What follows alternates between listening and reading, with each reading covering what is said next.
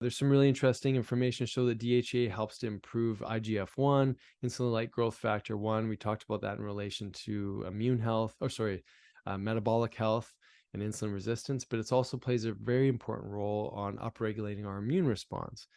In one study looked at in an aging population, they added in 50 milligrams of DHEA, and it helped to improve this IGF-1, increase the release of monocytes, which are needed to differentiate into B cells, T cells, things like that. It also helped to increase the presence of natural killer cells, which are sort of the militant army cells that come in and attack viruses, bacteria, et cetera, et cetera. It helped to increase the cytokine communication of interleukin 2, interleukin 6, which can help to bring in more macrophages and things like that help to clean up that inflammatory load and help to support and regulate our immune function.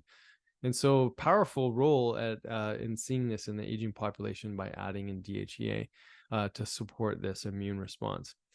And as we said, there's lots of different factors that are going to contribute to the decline of DHEA. So we always want to be root cause in our approach. We always want to ask the question, why is this depleting faster in you as an individual versus, say, someone else? It's not always the same answer, right? There's a million little things that are going to contribute to a decline in hormone release. Okay. So now, you might be asking the question, well, there's a ton of things that DHEA is doing in the body. Clearly, I need to add this in. I'm not your doctor necessarily, or maybe I am. If you're tuning in, you are a patient. Obviously, this is something you need to discuss with a physician. If you're in Canada, it can only be prescribed. Maybe different parts of the world that's the case too. But if you're in the US, obviously this is over the counter, which is interesting. It's a supplement, but it's also a steroid hormone and more specifically a precursor to our other hormones, most notably estrogen, testosterone. So it is easier to access if you're in the US versus Canada. But again, if we're adding it in as a nutrient, it's best to consider what your actual levels are first. So we say this often: know thyself, know yourself through your numbers, your lab work, wherever that may be, whether it's through blood or through urine. It's important to know where you're at before you start supplementing in a pretty powerful steroid hormone like DHEA. So who's it for? What population of people probably benefit from? Again, I'm not, recommending everyone do it. It's best to know yourself, best to work with someone. But typically the categories of people that typically benefit, obviously if it's low based on a blood test, but usually it's used more often in men or women in this perimenopause, postmenopause time frame. As we know, as age, sets its self upon us, there's this natural decline as we age. And specifically in women, so much of their hormone release is happening through the ovaries, but as you move into perimenopause, menopause, there's this ovarian decline. Whereas in men, typically, unless there's been injury to the testes, we have two sites of a release, which would be through the testes, but also the adrenal glands. Where women, it's really the ovarian system shuts down. And as you get into perimenopause, menopause, you're really relying on the adrenal system to really take over the job of both of these systems. So it seems a little unfair for women in the sense that one of their primary sites of a hormone release really starts to shut right down. And so maybe even more important for women in considering how important it is to support their adrenal system as you move into those years of peri and then post-menopause. So if someone was to add it in, what does too much look like? If you add it in, start developing excess hair growth, maybe on your back, or women on their face, or men like me, sometimes you get little straggly hairs on my ears. Hair growth starts to grow in different places as you age, and you weren't planning on it, you didn't expect it.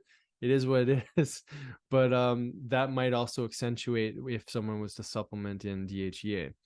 Unfortunately, it doesn't correlate to the hair though. So often when people are taking larger amounts of DHEA, it can actually, because it's a precursor to testosterone, and testosterone is a precursor to DHT, dihydrotestosterone, which is the alpha form of that, is the one that's expediting male pattern baldness.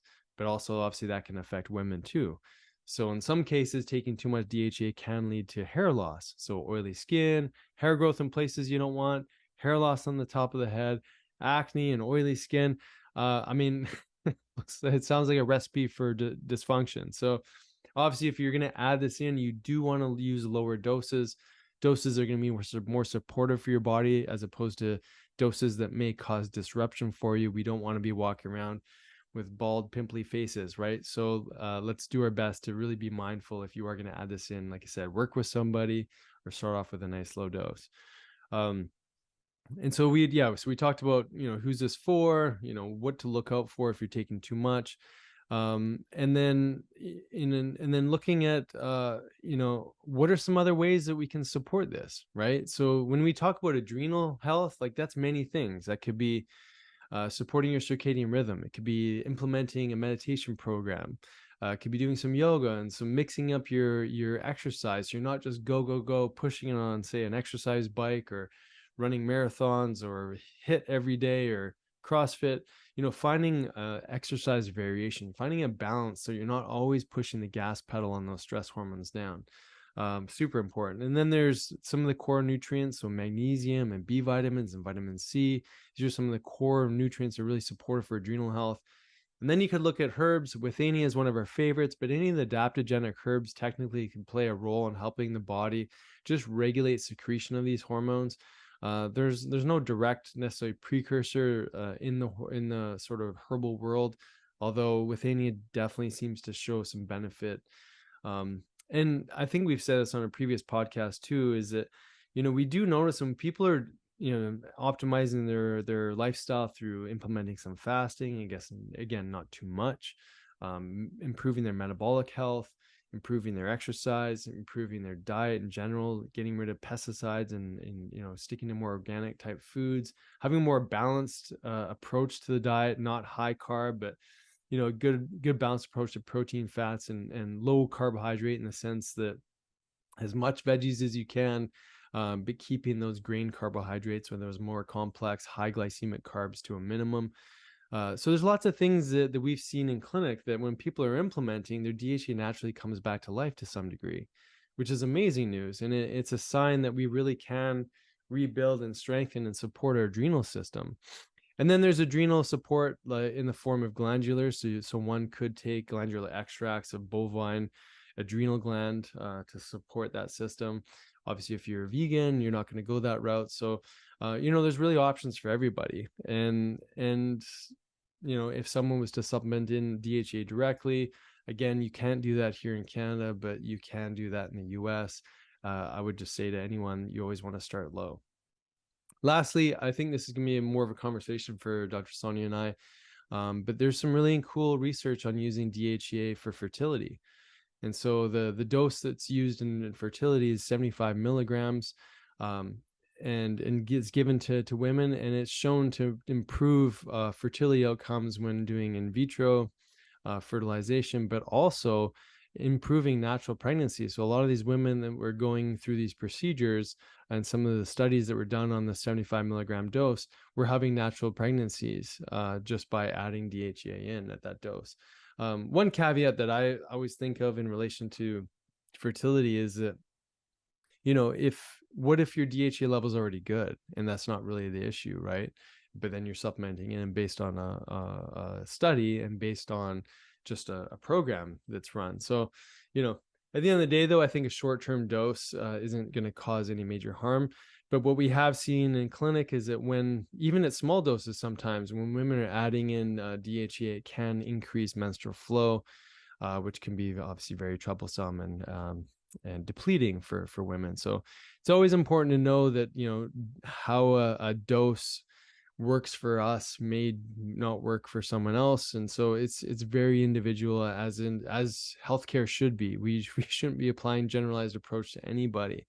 We always want to look through the lens of our own labs, our own health circumstances, our own history, because otherwise we're just following a plan that may work for someone else, but not for you.